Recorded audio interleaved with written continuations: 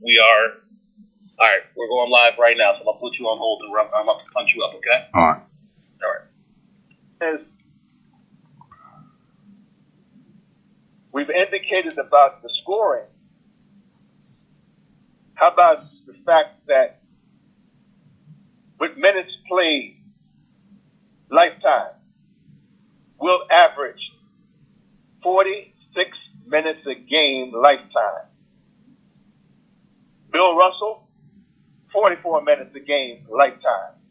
Oscar Robertson, 42 minutes a game lifetime.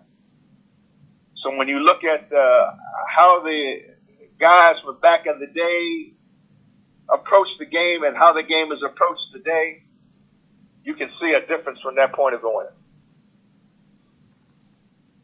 In the game that Wilt scored 100 points, he also averaged 48 minutes a game and even played overtime that season. So when you look at what this phenomenal athlete was able to do, we point out some of those things because the younger folks don't get that information. And if we're going to celebrate his birthday today, we want to make sure that we cover some things that most people do not know, would not know, or if they have to look it up, they'll find it in the technology that we possess today. We have Leland. Good morning. Good morning, Mr. Sonny Hill. Pleasure to be in the living room again, sir. How are you?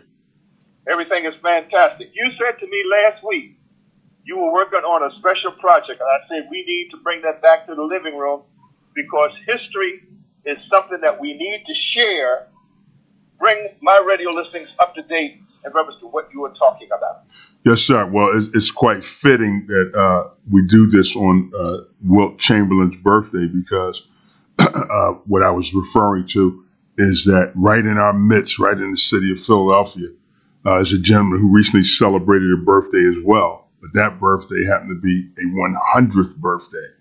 And that gentleman is the legendary Herbert P. Douglas Jr., who is not only a civil rights legend and trailblazer and business trailblazer at the highest levels of corporate America, but also is the world's oldest living Black Olympian and is America's oldest living Olympic medalist, who turned 100 years old on March 9th, 2022, and celebrated his birthday at a star-studded birthday affair on that following Saturday, March 12th.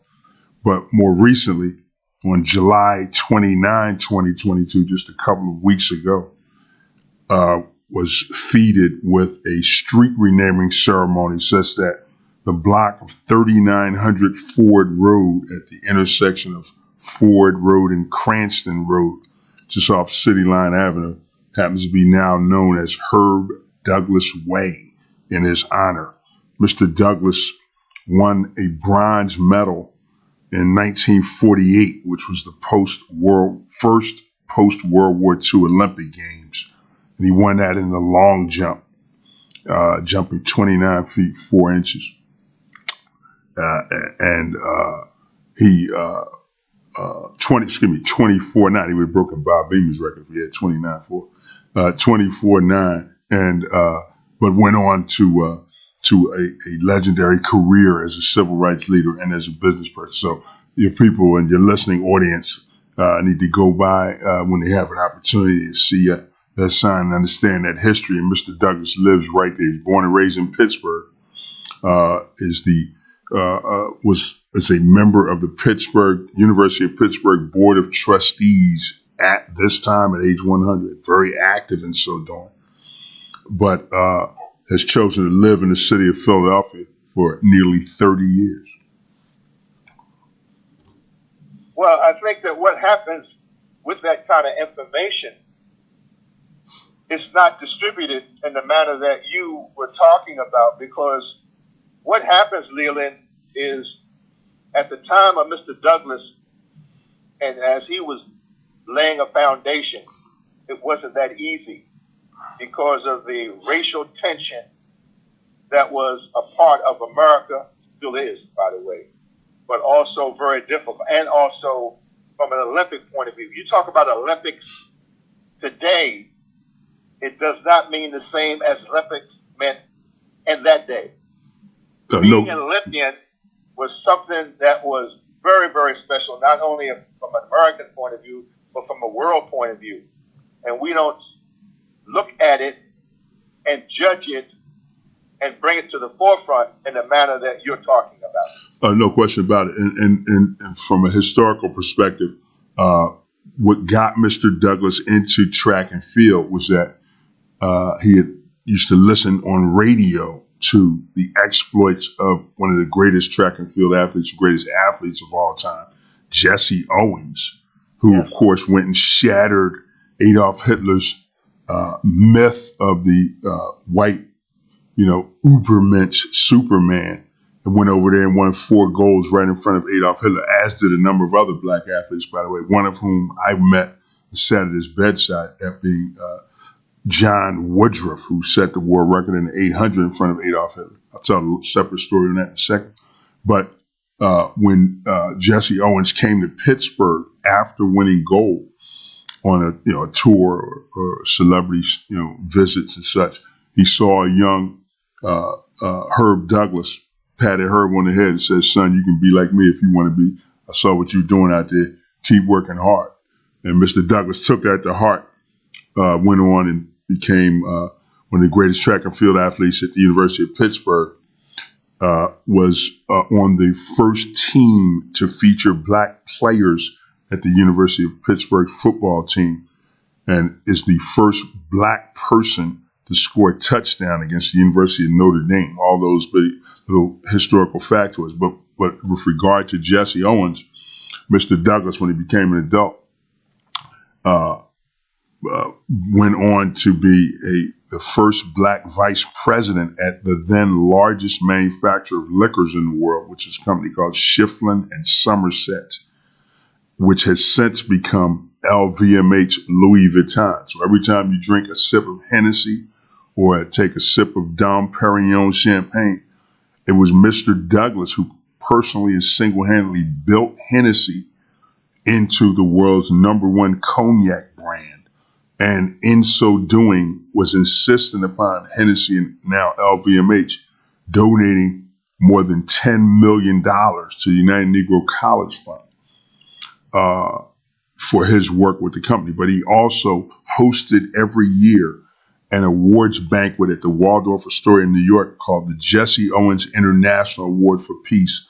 Among those who received that award were multiple presidents, first President Bush, among them Muhammad Ali, and in the case of Nelson Mandela, Mr. Douglas and the provost of the University of Pittsburgh, Dr. Mark Nordenberg, flew over to South Africa right after apartheid and handed Nelson Mandela the Jesse Owens International Award for Peace. That trophy sits in permanent placement and display at the New York Athletic Club right on 57th Street, the 59th Street in New York, right across from Central Park. So anyone who happens to make it up there, they should stop in and say, "I want to see that historical trophy that Jesse Owens and Nelson Mandela, Muhammad Ali, and others had their hands on." Well, I think the important thing here, Leland, is the fact that you have the opportunity to be a part of what is transpiring, and also about history and those individuals who led the way, laid the foundation so that history could evolve, sports could evolve, people could move into these kind of business situations. You're talking about Nelson Mandela. And when I hear about Nelson Mandela, I always think about Reverend Leon Sullivan. OIC, Opportunity Industrialization Corporation, right there on Broad Street.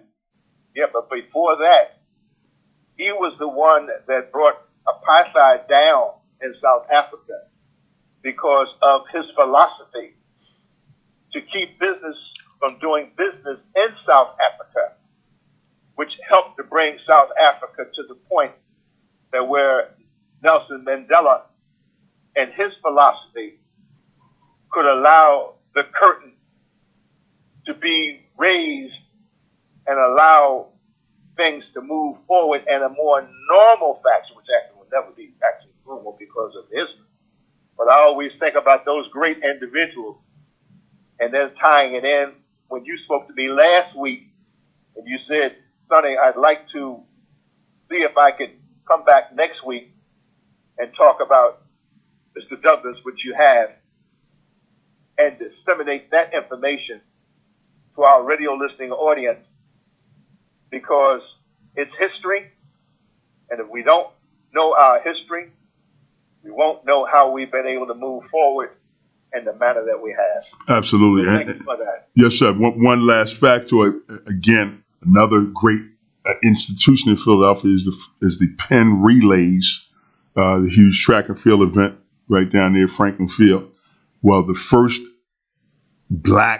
historically black college and university team to win at the Penn Relays was the Xavier University team, which is where Mr. Douglas went and led them to victory, becoming the first black team to win the Penn Relays before he transferred to University of Pittsburgh. Another piece of history right in Philadelphia. So you have a living legend who happens to be in Philadelphia. You can go online, look up Herbert P. Douglas Jr. or Herb Douglas and see all manner of content about him. During his 100th birthday event, Stevie Wonder called in and actually sang his version, the Martin Luther King version of Happy Birthday to Mr. Douglas. All right. So all of that is a history for your listening audience to know about, learn about, and see if they can go out here and create their own history. Well, I want to thank you for that. We have to wrap this subject up, this segment and this subject, but I promise you that I will make sure that we would get that information out this week. So thank you so very much. Yes, sir. Hardy. Yes, sir. It's a pleasure to be here. Take care.